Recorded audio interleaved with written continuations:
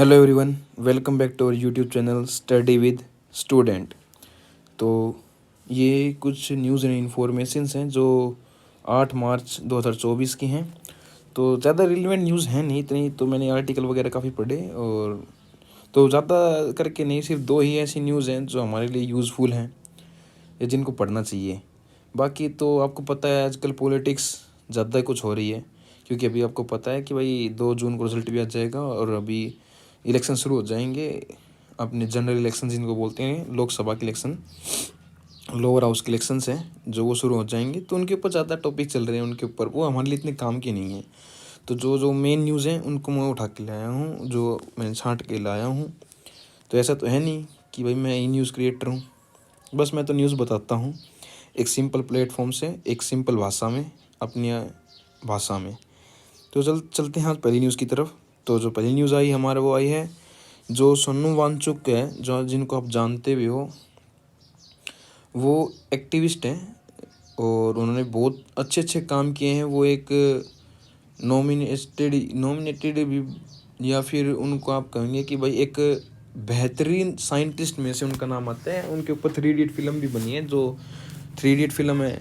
तो जो उसका जो मेन कैरेक्टर है, जो आमिर खान ने निभाया है, अब उसका रेंचो जिनका करेक्टर का नेम है, तो उसके ऊपर वो रियल में सोनू वांगचुक हैं। तो मतलब मेन चीज़ क्या है कि वो बात क्या हो रही है कि अभी क्या होना था कि आपको पता है भाई एक्टिविस्ट हैं और भाई ले के अंदर ये प्रोटेस्ट कर रहे हैं, 6 शेड्यूल की डिमांड कर रहे हैं। मैंने पिछली वीडियो में भी आपको बताया था कि 6 शेड्यूल क्या है, कौन से एक्ट में आता है और इसको क्यों इम्पोज नहीं कर सकते या क्यों इम्पोज करना चाहिए, ज़रूरी है। जो मैंने सब जो कुछ था वो सब कुछ मैंने आपको उस वीडियो के अंदर बताया भी था। और अब हम चलते हैं कि है क्या, मैटर क्या है। तो अभी क्या हुआ, तो इन्होंने जैसे 21 दिन का फास्ट किया था भाई, 21 दिन का प्रोटेस्ट किया, आंदोलन किया, और शांतिपूर्ण का आंदोलन रहा। तो उसके बाद भी गवर्नमेंट नहीं सुनी, तो इन्होंने कहा कि भाई अब हम जैसे 7 मार्च को इनको एक मार्च करना था जिसका नाम था पश्मीना मार्च। तो पश्मीना जैसे आपको पता है क्वालिटी है, कपड़े की क्वालिटी, या फिर पश्मीना ये कहो कि सोल वगैरह जो आते हैं पश्मीना की, यानी कि वो जो ऊन है, जो उसको पश्मीना बोला जाता है, वो केवल लेह लद्दाख इस तरफ ही मिलती है और वो हाईली क्वालिटीबल चीज़ है और हैंड क्राफ्टेड भी हैं। तो उसके नाम पे उन्होंने एक पश्मीना मास्क निकाला था और वो कहते जैसे भाई गांधी जी ने डांडी मास्क निकाला था नमक का, तो इसी तरह से हम पश्मीना का मास्क निकाल रहे थे। तो अभी हाल ही में हुआ क्या, वहाँ जो एडमिनिस्ट्रेशन है ना, उसने सेक्शन इम्पोज कर दिया 144, धारा 144 वहाँ इम्पोज कर दी। तो धारा 144 लगाने से हुआ क्या कि अब 4 आदमी इकट्ठे नहीं हो सकते हैं, किसी भी एक जगह 4 आदमी इकट्ठे हो नहीं सकते हैं। और ये क्यों लगा दी अभी कुछ पता नहीं है। ये इनका कहना है कि भाई जो हमारा प्रोटेस्ट चलता, जो शांतिपूर्वक हमारा प्रोटेस्ट चल रहा है, उसको हटाने के लिए गवर्नमेंट ने किया है, ये सोनू वांगचुक जी का कहना है। और ये कह रहे हैं कि भाई जो एडमिनिस्ट्रेशन है, तो उसके अंदर इन्होंने 5 एक्ट भी बताए कि भाई 5 एडमिनिस्ट्रेशन ने 5 चीज़ें निकाली हैं। ये कहना है कि भाई जो ले अभी अंडर कंट्रोल है सेंट्रल गवर्नमेंट के, तो दिल्ली से डायरेक्ट रूल आए हमारे लिए।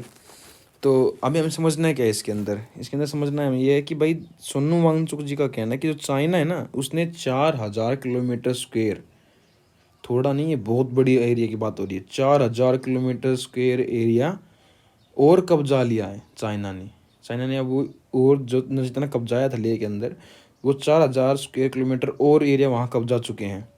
और उन्होंने कहा है कि जो वो इंडियन कंपनी लाना चाह रही है गवर्नमेंट वहाँ, जिस सेक्टर के लिए डेवलपमेंट के नाम पे, जो वहाँ जो की प्रकृति है, सुंदरता है, वहाँ के ट्राइबल्स का जो लिविंग है, तो उनको इफ़ेक्ट करती है। और इफ़ेक्ट कितनी करती है आप ये देखिए कि उन्होंने कहा है कि भाई 1.5 लाख, लगभग 1,50,000 किलोमीटर स्क्वायर एरिया दिया जाएगा किसी इंडियन कंपनी को या बाहर की कंपनी को, कि आप वहाँ कुछ प्रोडक्शन करो, कुछ बनाओ या खनन करो, कुछ मिनरल्स निकालो, इन सब के लिए 1,50,000 किलोमीटर स्क्वायर। अब ये देखिए वो ग्लेशियर के पास है, वो वैसे क्रिटिकल सिचुएशन है वहाँ वैसे ही पहले बहुत ज़्यादा ग्लेशियर्स पिघलने, ग्लोबल वार्मिंग की वजह से आए दिन भूस्खलन होती रहती है, पत्थर सरक जाते हैं और बहुत ही क्रिटिकल है।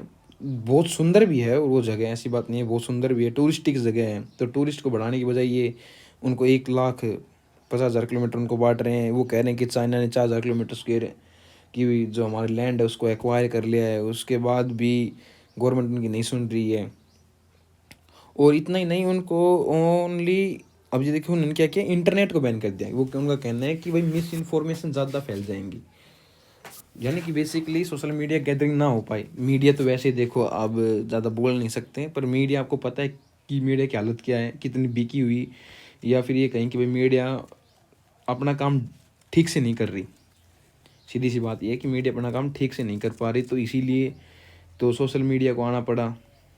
और सोशल मीडिया को ज़्यादा दिखा ना पाए या ज़्यादा बता ना पाए या ज़्यादा चीज़ों को फैलाया ना जाए, तो इसके लिए वहाँ इंटरनेट बैन कर दिया। इंटरनेट चल ही नहीं रहा, ओनली 2G इंटरनेट चला दिया कि भाई कोई ये ना कह दे कि नेट बैन है, तो वो कह देंगे कि भाई नहीं हमने तो नेट ऑन कर रखा है, तो वो 2G नेट है। तो ये कोई मतलब फालतू की चीज़ें हैं। आपको पता है 2G नेटवर्क कैसा होता है? आप एक वीडियो अपलोड करने लगेगी तो पूरी रात चली जाएगी। अगर आपको 5 से 10 MB की फाइल भी डाउनलोड करनी है तो आपको कम से कम 15 मिनट 20 मिनट चल जाती हैं। तो आप सोचिए वहाँ कैसे वीडियो बनाई जाएगी और कैसे वीडियो अपलोडिंग भी होगी, ये सब कुछ तो ऐसा किया गया है।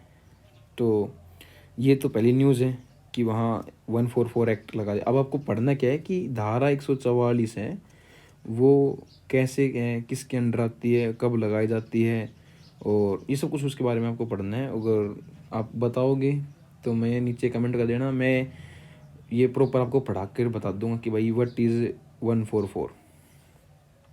सेकंड न्यूज़ जो आई है ये अच्छी न्यूज़ भी नहीं है, ये भी बेकार न्यूज़ ही है। तो ये क्या है कि जैसे कि वो पता है H1N1 जो है इन्फ्लुएंजा वायरस है, जो कि स्वाइन फ्लू है एक प्रकार का। तो H1N1 जो स्वाइन फ्लू है वो बहुत फैला था, मतलब। और इसी प्रकार से एक नया वायरस है H5N1। अब मैं आपको बताऊंगा कि भाई ये H और N क्या है, तो वो देखो थोड़ा सा रिलेवेंट बायोलॉजी हो जाएगी।